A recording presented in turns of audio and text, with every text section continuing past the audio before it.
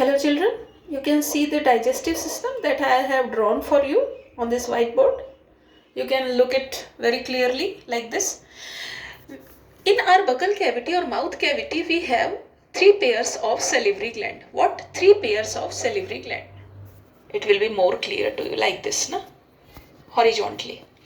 Salivary glands secrete salivary amylase. It is an enzyme, and the function of this enzyme is carbohydrates digestion, but partial digestion of carbohydrate.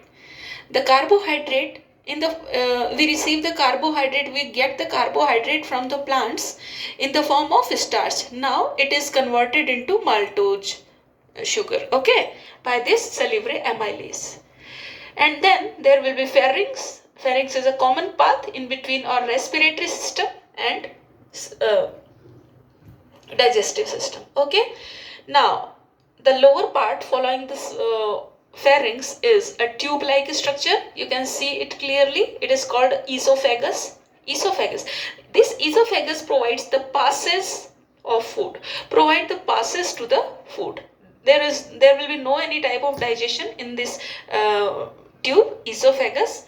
It just provide the passage to the food from buccal cavity to stomach. Now come to the stomach. It is a bag-like flexible structure. The walls of the stomach are called as gastric walls. Includes so many gastric glands which secrete three types of juices here. Number one, you can see A. A is HCl. It is an acid. It provides the what are the functions of this acid? It makes the medium acidic, because previously the medium in the buccal cavity was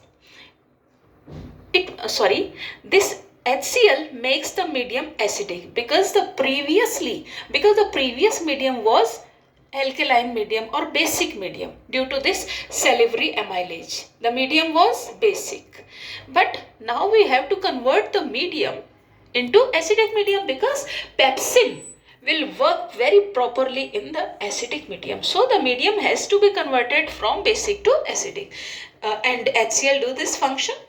HCl, this acid does this function to convert the medium acidic from basic. The second function of this HCl is it kills the microbes or bacteria.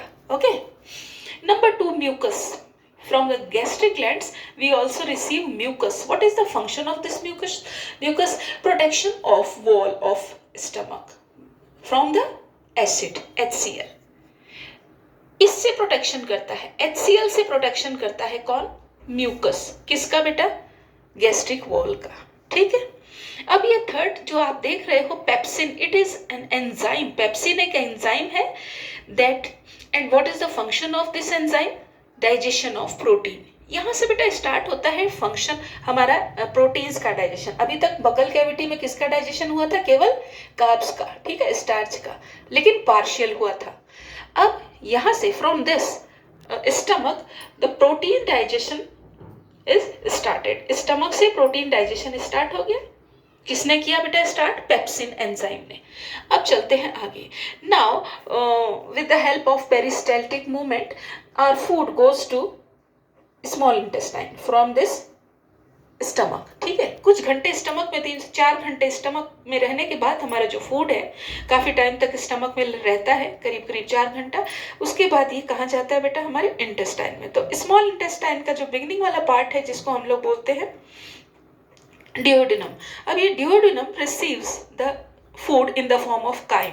जब food हमारे buccal cavity में था इसको हम लोग bolus बोलते थे. Stomach में इसको बोलेंगे हम chyme. It is a form of semi solid form ना, मिक्स्ड विद गैस्ट्रिक जूसेस. ठीक है. Now it is called as chyme, CHYME. अब ये काइम बेटा कहाँ एंटर करता है? स्मॉल इंटेस्टाइन में. Now small, what happens in small intestine? Small intestine में बेटा 3 टाइप्स के जूसेस कलेक्ट करता है ये स्मॉल इंटेस्टाइन. कौन कौन से? Number 1 bile juice. अब देखो आप ये लीवर देख रहे हो. Liver is the largest gland of human body. ठीक है, सबसे बड़ी ग्लैंड है, कुछ ब्राउनिश टाइप की दिखाई देती है. लीवर का फंक्शन क्या होता है बेटा? Production of bile juice. अब ये बाइल जूस प्रोड्यूस तो हो गया, लेकिन स्टोर कहाँ पे होगा? ये कुछ ग्रीनिश या ब्लूइश टाइप के बैग लाइक स्ट्रक्चर जो आप देख रहे हो, that is called as gall bladder. इसी में ही बाइल स्टोर रहता है। अब ये बाइल जब भी जरूरत होती है हमको डाइजेशन की, बाइल डक्ट से होता हुआ कहाँ चला जाता है? स्मॉल इंटेस्टाइन में। ठीक है, तो यहाँ पे बाइल का फंक्शन बेटा लिखा हुआ है मैंने, you can see it here clearly. Makes the medium basic. अभी तक बेटा कैसा मीडियम था? स्टमक में एसिडिक था। अब इसको बेसिक बना देगा, कौन बना देगा? बाइल जूस, क्योंकि बेसिक मीडियम में ही पैनक्रियाटिक जूस वर्क कर पाएगा प्रॉपरली। ठीक है, अब एक तो मीडियम को एसिडिक बनाया, सेकंड फंक्शन क्या है बाइल का? Emulsification of fat. It is there is will be the process like emulsification. अब आप पूछोगे कि मैम इमल्सिफिकेशन होता क्या है? बेटा जो यहाँ से हमारे इंटेस्टाइन में फैट का डाइजेशन भी स्टार्ट हो गया है। कौन हेल्प कर रहा है उसमें? सबसे पहले हेल्प कर रहा है ये बाइल जूस। कैसे हेल्प करेगा जरा देखो। ये फैट के बहुत लार्ज ग्लोब्यूल्स होते हैं, बड़े बड़े globules that are very complex in structure. अब इनको छोटे ग्लोब्यूल्स में तोड़ देता है, the break down of large fat globules into small fat globules, and this function is done by this bile juice. Bile juice का ये भी एक फंक्शन है कि लार्ज फैट ग्लोब्यूल्स को स्मॉल फैट ग्लोब्यूल्स में तोड़ देता है, जिससे इसका डाइजेशन इजी हो जाता है। ठीक है, अब चलते बेटा हम पैनक्रियाटिक जूस पे, जो हमारे स्मॉल इंटेस्टाइन में ही रिसीव करते हैं हम। पैनक्रियाटिक जूस कहाँ से आता है? आप एक लीफ लाइक स्ट्रक्चर यहाँ पे देख रहे होंगे in between stomach and small intestine, ये this is called as pancreas. अब बेटा ये जो पैनक्रियाज है 3 टाइप्स के जूस सीक्रेट करता है। कौन सा? Number 1 pancreatic amylase. Pancreatic amylase यहाँ लिखा हुआ है। एमाइलेज मीन्स जो डाइजेशन करता है किसका बेटा? कार्बोहाइड्रेट का। अभी मैंने आपको बताया था there was just a partial digestion of carbohydrate in our buccal cavity. Buccal cavity में केवल पार्शियल डाइजेशन हुआ था बेटा, पूरा डाइजेशन, कंप्लीट डाइजेशन नहीं हुआ था। यहाँ पे एक बहुत इंपॉर्टेंट क्वेश्चन बनता है, कंप्लीट डाइजेशन अकर्स इन, आपका आंसर होगा स्मॉल इंटेस्टाइन। स्मॉल इंटेस्टाइन में डाइजेशन कंप्लीट हो जाता है, मतलब पूरा पूरा डाइजेशन, सभी न्यूट्रिएंट्स डाइजेस्ट हो जाते हैं। कौन कौन से? कार्बोहाइड्रेट्स, प्रोटीन्स एंड फैट्स, सभी न्यूट्रिएंट्स पूरी तरह से फुली डाइजेस्ट हो जाते हैं। ठीक है, अब आता है बेटा ये पैनक्रियाटिक एमाइलेज पूरी तरह से डाइजेशन करता है किसका? जो बचा हुआ कार्बोहाइड्रेट्स था, जो माल्टोज वगैरह में कन्वर्ट हो गया था। यही फंक्शन यहाँ पे हमारा इंटेस्टाइनल जूस भी करेगा। यहाँ पे इंटेस्टाइनल जूस में देखो कार्बोहाइड्रेट का डाइजेशन के लिए स्पेशली एंजाइम सीक्रेट होते हैं, maltase. Maltase converts the maltose sugar into glucose, simple glucose. Glucose is the simplest form of carbohydrate, है ना। As a result of digestion, complete digestion of carbohydrate, the starch will be converted into finally glucose. अब यहाँ पे second enzyme जो हमारा intestinal juice में है वो सुक्रेज या फिर इन्वर्टेज है, जो कि हमारा जो सुक्रोज जो शुगर है सुक्रोज, उसको किस में चेंज कर देगा बेटा? ग्लूकोज या फिर फ्रक्टोज में। These are also very simple forms of carbohydrate. तो यहाँ पे कार्बोहाइड्रेट के ऊपर फिर से एक्शन हो रहा है, क्योंकि अभी तक पार्शियल डाइजेशन हुआ था। कौन कौन कर रहा है बेटा? Pancreatic amylase. बकल कैविटी में कौन सा एमाइलेज था? Salivary amylase. यहाँ पे कौन सा है बच्चे? Pancreatic amylase. अब इंटेस्टाइनल जूस भी यही काम कर रहा है कार्बोहाइड्रेट के डाइजेशन का। ठीक है, इसका साथ में मिलके। अब आता है बेटा जो सेकंड नंबर पे पैनक्रियाटिक जूस में क्या होता है? Trypsin enzyme. ये फंक्शन करेगा सेम पेप्सिन की तरह से। पेप्सिन का फंक्शन क्या था हमारे स्टमक में? डाइजेशन ऑफ, क्या लिखा है मैंने? Digestion of protein. वही डाइजेशन ऑफ प्रोटीन यहाँ पे भी होगा, क्योंकि अभी तक पार्शियल डाइजेशन हुआ था। यहाँ पे क्या हुआ था बेटा? Partial digestion. अब इंटेस्टाइन में क्या होगा? फुल डाइजेशन, स्मॉल इंटेस्टाइन में। तो फुल डाइजेशन ऑफ प्रोटीन कौन कर देगा? Trypsin enzyme. ठीक है, अब लाइपेज, एक एंजाइम और है लाइपेज, जो कि हमको पैनक्रियाटिक जूस से ही, इसी पैनक्रियाज से ही आता है। अब बेटा लाइपेज, जहाँ भी लाइपेज ये नाम आ जाए समझ लेना, इट बिलोंग्स टू फैट्स। ये फैट से बिलोंग करता है। अब फैट के जो ग्लोब्यूल जो बाइल जूस ने स्मॉलर ग्लोब्यूल्स में कन्वर्ट कर दिया था, अब ये लाइपेज एंजाइम इसको इजीली कन्वर्ट कर देता है किसमें? फाइनली फैटी एसिड्स और ग्लिसरॉल्स में। तो फाइनली बेटा यहाँ पे डाइजेशन कंप्लीट हो जाता है। फाइनल डाइजेशन के बाद ग्लूकोज जो था वो किस में कन्वर्ट हो गया?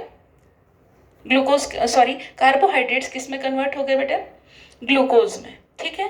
और प्रोटीन्स किस में कन्वर्ट हो गए, अमीनो एसिड्स में, और फैट्स किस में कन्वर्ट हो गए बेटा, fatty acids and glycerol, note कर लेना। ठीक है। अब डाइजेशन कंप्लीट होने के बाद फूड आगे चलता है, पुश करता है इसको, पेरिस्टाल्टिक मूवमेंट किधर पुश कर दिया बेटा, अब ये लार्ज इंटेस्टाइन में एंटर कर जाता है। लार्ज इंटेस्टाइन में कोई तरह का डाइजेशन नहीं होता है बेटा, यहाँ केवल एक फंक्शन होता है जो मैंने नीचे लिखा हुआ है, आप यहाँ पे क्लियरली इसको रीड करिए, नोट करिए। Large intestine performs the function of absorption of water.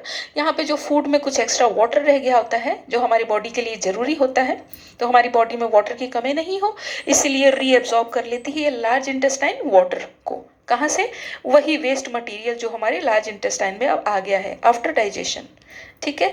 Rectum, rectum function करता है स्टोरेज ऑफ वेस्ट प्रोडक्ट का। अब ये देखो नीचे एक बैग लाइक स्ट्रक्चर है जो लास्ट में इससे जुड़ा हुआ है, अटैच्ड है किससे, लार्ज इंटेस्टाइन से।